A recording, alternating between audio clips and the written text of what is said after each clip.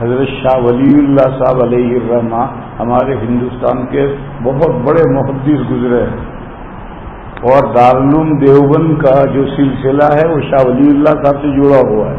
ان کے صاحبزادے ہیں شاہ عبدالعزیز صاحب رحمۃ اللہ، وہ بھی بڑے غضب کے ذہین تھے.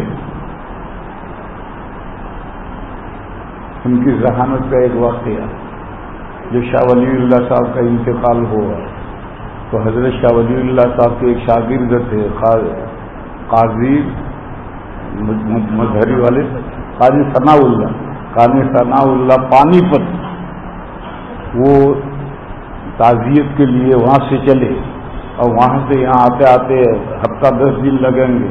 بیل گاڑی میں چلتے تھے، دہلی میں کرائے کی، تو 10 دن تک دہلی پہنچیں گے.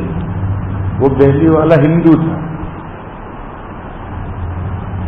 اور قاضی صاحب پانی پت کے بہت بڑے عالم تھے، مفسر تھے بہت بڑے.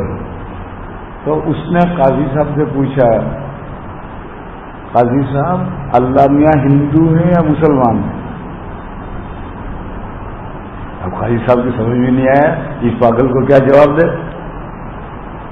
تو حضرت نے فرمایا کہ بھئی ہم دہلی جا رہے ہیں، وہاں ہمارے حضرت کے لڑکے ہیں، تو یہ سوال ان سے کرنا.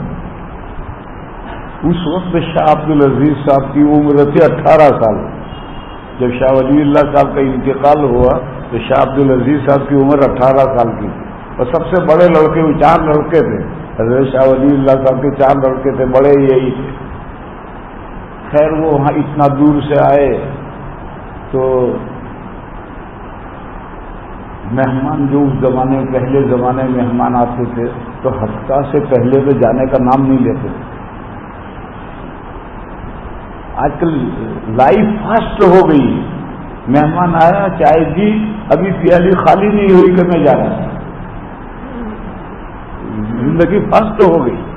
پہلے زندگی سلو تھی، بہت سلو زندگی چلتی تھی. ہمیں یاد ہے گاؤں میں مہمان آتے تھے تو 3 دن سے پہلے تو کوئی جاتا ہی نہیں تھا، اور اس سے یہ پہلے ہفتے سے پہلے کوئی واپس نہیں جائے.